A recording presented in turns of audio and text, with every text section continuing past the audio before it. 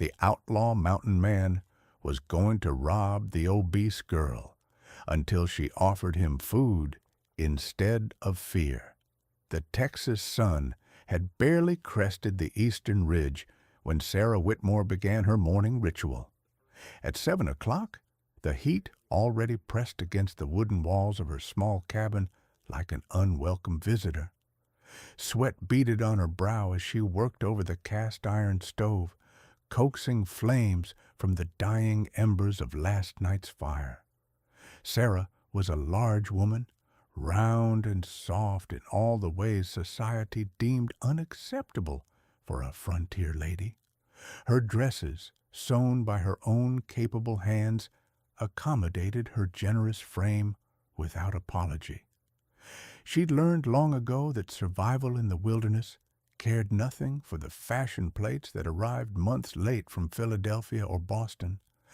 Out here, in this isolated valley nestled between unforgiving mountains, strength mattered more than silhouette. The cabin itself stood as testament to her resourcefulness. Built by her father before fever took him 3 winters past, it consisted of one main room with a sleeping loft accessible by a sturdy ladder. The walls, constructed from pine logs chinked with mud and moss, kept out most of the wind. A stone fireplace dominated one wall, its chimney rising through the roof to paint morning smoke signals against the clear sky. Sarah's provisions were meager this morning. She'd ground the last of her cornmeal the previous evening, mixing it with water and a pinch of precious salt to form small cakes, now browning on a flat stone beside the fire. A pot of bean soup, started the night before with the remnants of her winter stores, bubbled gently. The smell of salt pork, just a few strips remaining from her spring butchering, filled the small space with the promise of sustenance. She hummed softly as she worked, an old hymn her mother had taught her before the cholera outbreak of '87 claimed both her parents within a week of each other. The melody kept her company in the silence, a defense against the loneliness that sometimes threatened to swallow her whole. Sarah didn't hear the footsteps approaching. The wind, picking up as the sun climbed higher, masked the sound of boots crunching on pine needles and dried leaves. She didn't see the shadow that fell across her window or the hand that reached for the door latch. The door exploded inward with a crash that sent Sarah spinning toward the noise, a wooden spoon still clutched in her hand like a useless weapon. The man who filled her doorway looked like something from a nightmare. He stood well over 6 feet tall, his frame broad and powerful, despite the gauntness that spoke of too many hungry days. His clothes hung in tatters, a shirt that might once have been red, now faded to the color of dried blood, and trousers held together more by dirt than thread. A thick beard, black shot through with premature gray, covered the lower half of his face. But it was his eyes that truly frightened, not because they were cruel, but because they were empty, like looking into abandoned wells. A rifle hung from one shoulder, and a pistol was shoved into his belt. His right hand rested on the pistol's grip, fingers tensed and ready. "Don't move," he growled, his voice like stones grinding together. "Give me everything, money, food, anything worth taking, and don't even think about screaming. Ain't nobody close enough to hear you anyway." Sarah's heart hammered against her ribs, but her hands remained steady. She'd faced down a wounded bear 2 summers ago when it wandered into her yard. She'd survived 3 harsh winters alone. She'd lost everyone she loved and kept breathing. Fear was an old acquaintance, and she'd learned not to let it control her. She looked at the man, really looked at him.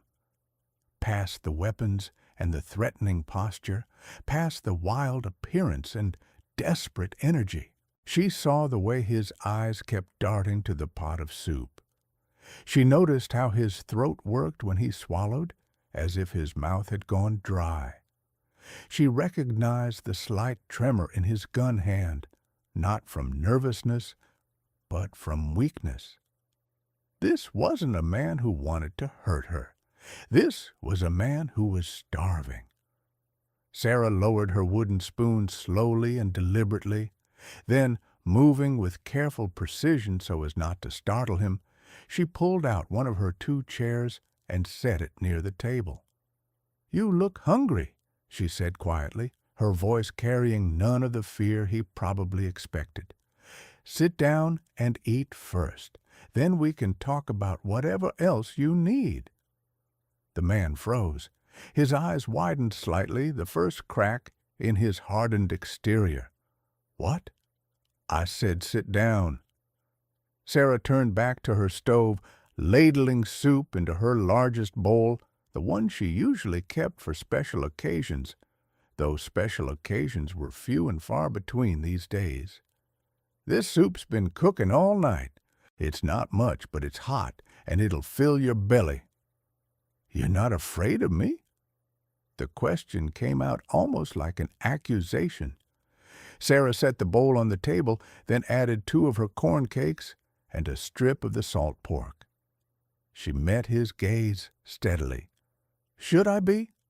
I could kill you, rob you, worse." "You could," she agreed, retrieving a spoon from her small collection. "But you won't." "How do you know?" "Because if you meant to hurt me, you'd have done it already.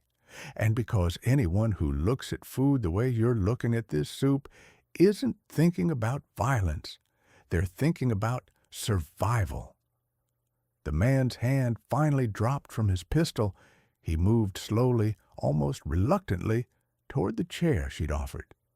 When he sat, the chair creaked under his weight, but held firm. He stared at the bowl of soup as if it might disappear if he blinked. "Go on," Sarah encouraged.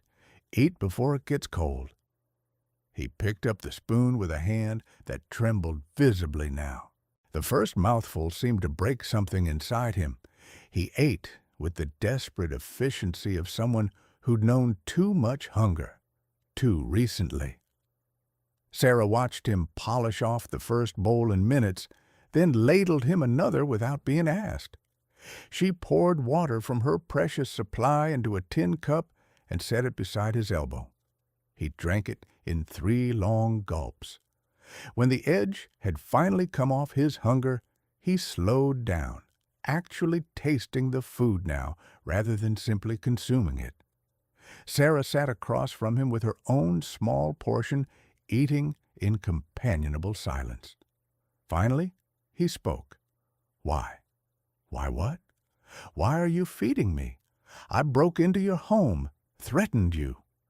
Sarah considered her answer carefully. "Because you're hungry. Because you're human.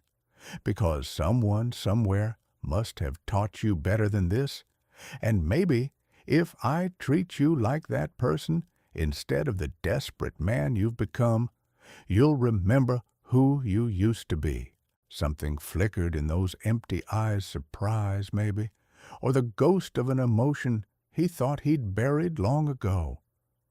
"I'm an outlaw," he said flatly, "wanted in 3 territories. There's a price on my head." "I don't see any bounty hunters at my table. I just see a hungry man eating soup." He shook his head slowly, as if he couldn't quite believe what was happening. "You're either the bravest woman I've ever met or the most foolish." "Maybe both." Sarah allowed herself a small smile. "My name's Sarah Whitmore. What should I call you?" He hesitated, as if even his name was something he'd forgotten he possessed. "James. James Bridger.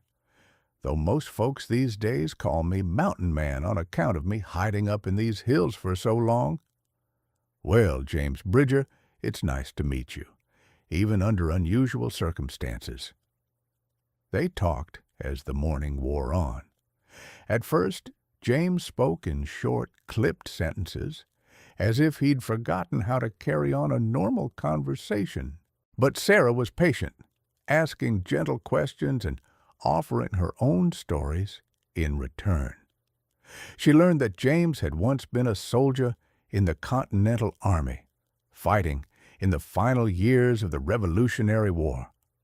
He'd returned home to Virginia to find his family's farm burned, his parents dead, and his younger sister vanished, taken, he assumed, by loyalists seeking revenge in the chaos following the war's end. "I searched for her for 2 years," James said, staring into his empty bowl as if reading leaves.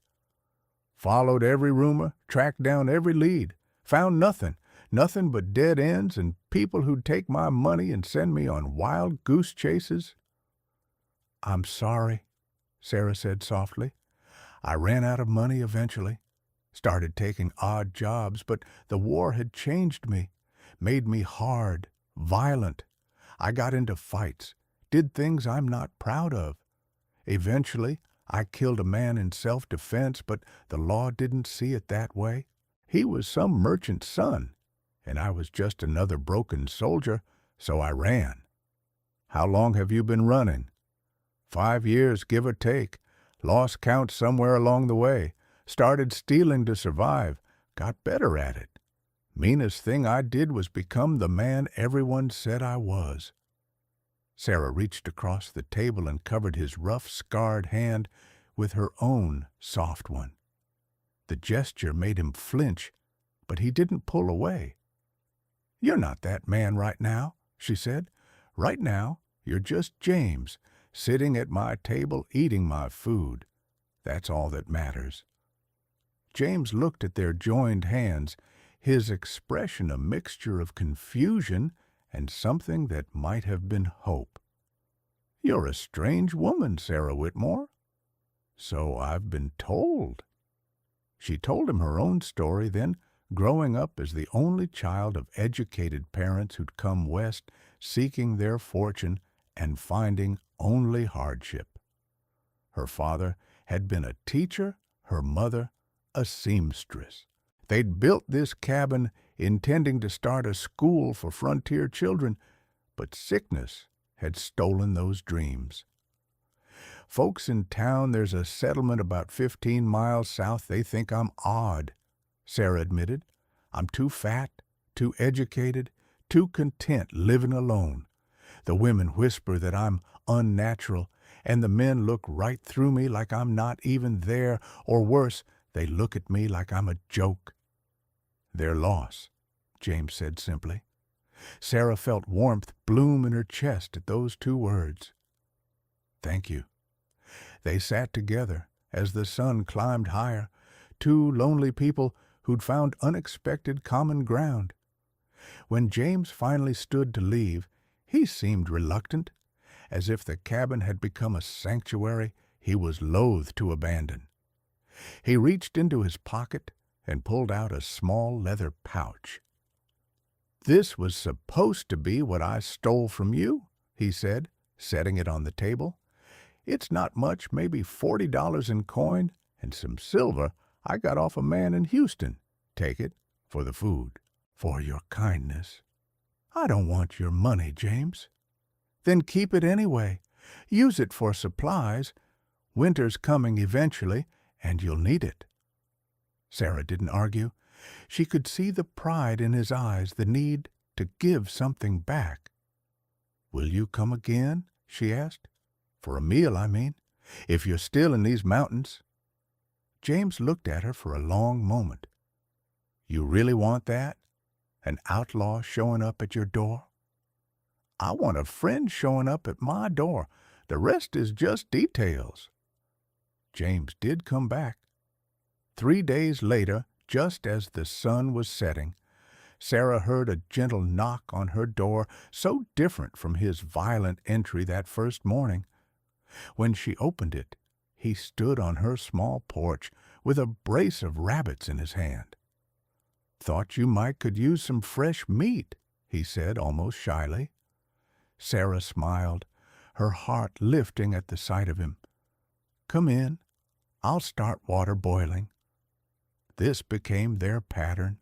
Every few days James would appear, always bringing something game he'd hunted, wild berries, firewood he'd chopped and stacked by her door. In return, Sarah cooked meals that gradually helped him regain his strength. His clothes, though still worn, were cleaner. His beard, though still full, was now trimmed to a respectable length with scissors Sarah had loaned him. More importantly, his eyes were no longer empty. Life was returning to them, one shared meal at a time. They talked for hours during these visits. James proved surprisingly well-read, able to discuss the books Sarah kept on her small shelf. He'd learned to read in the army, he explained, and before that from his mother, who'd valued education despite their poverty. Sarah discovered that James had a dry sense of humor that made her laugh until her sides ached.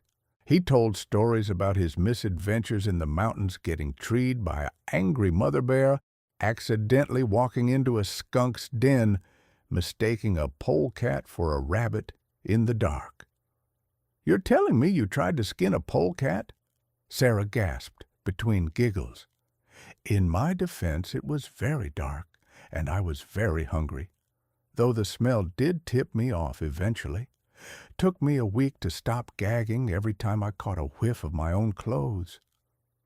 For her part, Sarah shared her love of reading, her dreams of someday teaching children like her father had planned, her secret hobby of writing down folk tales and stories she made up to pass the long winter nights. "You're a writer?" James asked, intrigued. "Not really, just someone who puts words on paper. I doubt anyone would want to read them." "I would." And he did. Sarah, feeling vulnerable but trusting, showed him her notebook filled with careful handwriting. James read her stories with serious attention, offering genuine praise and thoughtful questions. His validation meant more to her than she wanted to admit. One evening, in late September, after a particularly good meal of venison stew and fresh biscuits, James lingered longer than usual. The sun had set fully, and stars were emerging in the darkening sky. "I should go," he said, but made no move toward the door. "You don't have to," Sarah replied softly. "I mean, it's dark out.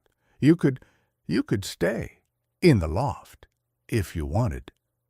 James looked at her, and Sarah saw raw emotion in his face, gratitude, longing, fear. "Sarah, I can't ask you to—" "You're not asking. I'm offering. Winter's coming soon. Your camp up in the mountains is going to be miserable once the snow starts. You could stay here, help me prepare for winter. I could use the help, and you could use a warm place to sleep." "People in town, if they found out—" "Let them talk. They already think I'm strange. What's one more thing?" James stepped closer to her. In the lamplight, his face looked younger, less hardened. "Why are you doing this? Really?" Sarah met his gaze steadily. "Because you're my friend, because I trust you, because I'm tired of being alone, and I think you are too." "I am," he admitted quietly. "So damn tired of it." "Then stay." He did. Having James as a permanent resident changed everything.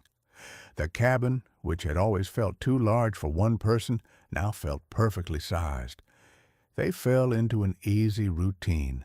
James woke early to tend the animals Sarah kept, 2 chickens, a goat, and a pig, while Sarah prepared breakfast. They worked together during the day, preparing for winter by chopping wood, preserving food, and making repairs to the cabin. In the evenings, they read aloud to each other, played simple card games, or simply talked by the fire. Sometimes they sat in comfortable silence, each occupied with their own tasks, but taking comfort in the other's presence. As September turned to October, The aspens on the mountainsides burst into gold. James took Sarah on walks through the forest, showing her secret places he'd discovered during his years as an outlaw, a hidden waterfall, a meadow where elk gathered at dusk, a cave with ancient paintings on its walls. "Who made these?" Sarah asked, running her fingers gently over the faded images of buffalo and hunters. "Indians, I reckon. Long before any of us white folks came out here. Sometimes I wonder what they'd think of what we've done to their land. Nothing good, I imagine." During one of these walks, they were caught in an early snow squall. By the time they reached the cabin, they were both soaked and shivering. Sarah built up the fire while James changed into dry clothes. When she emerged from behind the blanket she'd hung for privacy, also in dry clothes, she found him standing by the fire, staring into the flames. "James, are you all right?" "I was just thinking," he said slowly, "how this is the first time in 10 years I've felt like I had a home." Sarah moved to stand beside him. "This is your home, for as long as you want it to be." He turned to look at her, then really look at her. His hand came up to cup her cheek, his thumb brushing away a drop of water that clung to her skin. "Sarah, He trailed off, seeming to struggle with words. "What is it?" "I need to tell you something about how I feel about you." Sarah's heart began to race. "I'm listening." "When I first came here, I was more dead than alive, not just hungry dead inside. I'd forgotten what it felt like to be human, to be treated like something more than an animal to be hunted. You gave that back to me. You saw past the outlaw, past the violence, past everything ugly, and you treated me like a person worth saving." "You were worth saving," Sarah said firmly. "Maybe, but somewhere along the way, you became more than just someone who saved me. You became the person I wake up wanting to see, the person I think about when I'm out hunting, the person whose laugh I want to hear more than any sound in the world." He paused, taking a shaky breath. "I'm trying to say that I love you, Sarah, and I know I got no right to—" Sarah stopped his words by rising on her toes and pressing her lips to his. The kiss was gentle at first, tentative, as if neither quite believed it was happening. Then James's arms came around her, pulling her close, and Sarah melted into his embrace. When they finally broke apart, both were breathing hard.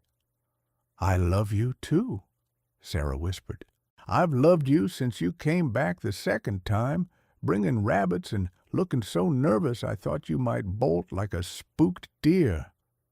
James laughed, the sound rich and warm. "I almost did bolt. Took me an hour to work up the courage to knock on your door. I'm glad you didn't run." "So am I."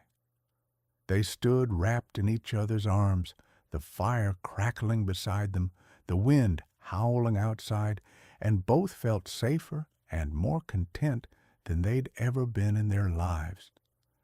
Their relationship deepened through the winter months. They were lovers now, sharing not just a home but a bed, not just companionship but intimacy. James proved to be a tender and considerate partner, always concerned for Sarah's comfort and pleasure. Sarah discovered that being loved by James Bridger meant being protected, cherished, and seen in ways she'd never experienced before. He told her she was beautiful and meant it. He loved her curves, her softness, the way she filled his arms. After a lifetime of being told she was too much, having someone who thought she was exactly right felt like a miracle. They made plans for the future. James, no longer content to live as an outlaw, wanted to find a way to clear his name. Sarah suggested they travel to Virginia once spring came to seek out witnesses who might testify that his killing had been self-defense. "It's been 5 years," James said doubtfully. "Memories fade. Then we'll find other evidence. There has to be a way." In the meantime, they built a life together. James expanded the cabin, adding a proper bedroom and a larger storage area. Sarah taught him to read better, working through her books with patient attention. He, in turn, taught her wilderness skills, how to track animals, identify edible plants, read weather signs in the clouds. In March, as the snow began to melt and the first green shoots appeared, Sarah realized she was pregnant. She told James one morning over breakfast, watching his face carefully for his reaction. He froze mid-bite, his eyes going wide. Then a smile broke across his face like sunrise. "A baby? Really?" "Really. I'm about 2 months along, I think." James dropped his spoon and was around the table in an instant, pulling Sarah into his arms. "A baby," he repeated, wonder in his voice. "We're going to have a baby." "Are you happy?" Sarah asked, though his expression made the answer obvious. "Happy? Sarah, I'm terrified and thrilled and amazed all at once. After everything, I never thought I'd have a family again." "Well, you do now." They spent the rest of the morning making new plans. They would still go to Virginia, but not until after the baby was born. James became even more protective, insisting Sarah rest more, do less heavy work. Sarah tolerated his hovering because she knew it came from love. Not everything was perfect, however. In April, a bounty hunter appeared in the mountains, asking questions in the distant settlement about a tall, bearded man seen in the area. Word reached Sarah and James through a friendly trapper who stopped by to trade furs. "There's a man in town," the trapper said, accepting coffee from Sarah. "Professional-looking fellow, asking about someone matching your description, James, offering good money for information." James's jaw tightened. "How much?" $500. Sarah felt cold fear wash over her. That was a fortune enough to tempt even honest people into betrayal. After the trapper left, James began packing his few belongings. "I have to go," he said grimly. "If he finds you, and he finds me here, you'll be charged as an accomplice. Your life would be ruined." "No." Sarah's voice was firm. "We face this together." "Sarah, think about the baby." "I am thinking about the baby. I'm thinking that our child deserves to grow up with a father who's free, not running his whole life. We need to end this, James. Now." They argued for hours, James insisting he needed to run, Sarah insisting they needed to stand and fight. Finally, exhausted, they reached a compromise. They would go to the settlement together and confront the bounty hunter. Sarah would tell their story, all of it. Maybe the truth would be enough. "And if it's not?" James asked quietly. "Then we'll figure out what comes next. Together." The next morning, they rode into town on James's horse, Sarah sitting behind him with her arms wrapped around his waist. The settlement, such as it was, consisted of a trading post, a blacksmith, a small church, and about a dozen houses scattered along a muddy main street. The bounty hunter was easy to spot, a lean man in a black coat, standing outside the trading post and watching everyone who passed with cold, calculating eyes. Sarah and James dismounted. Hand in hand, they approached him. "Are you looking for James Bridger?" Sarah asked directly. The bounty hunter's eyes narrowed. "Who's asking?" "I'm Sarah Whitmore. This is James Bridger. And before you reach for whatever weapon you're carrying, I want you to hear our story." What followed was the most nerve-wracking conversation of Sarah's life. She told the bounty hunter everything, how James had come to her cabin, how they'd fallen in love, how James was a good man broken by circumstances beyond his control. She spoke of the self-defense killing, of the unjust prosecution, of the 5 years of running. James stood silent beside her, his hand never leaving hers, his presence a steady anchor. When Sarah finished, the bounty hunter was quiet for a long moment. Then, surprisingly, he smiled, not a cruel smile, but something almost sad. "You love him," he said to Sarah, "more than my own life." "And you," he turned to James, "you love her?" "Yes." The bounty hunter sighed. "I'm going to do something I've never done before. I'm going to walk away from $500. He held up a hand when both James and Sarah started to speak. "But I'm going to do it with conditions. You take your woman and you go to Virginia. You face that charge properly with a lawyer, and you do it within the next 6 months, or I come looking for you again, and next time I won't be inclined to listen to love stories." "Why?" James asked. "Why let me go?" "Because I fought in that war too. Because I've seen what it does to men. Because maybe, just this once, I'd like to believe that something good can come out of all that bloodshed." He tipped his hat to Sarah. "Take care of him, ma'am. He's lucky to have you."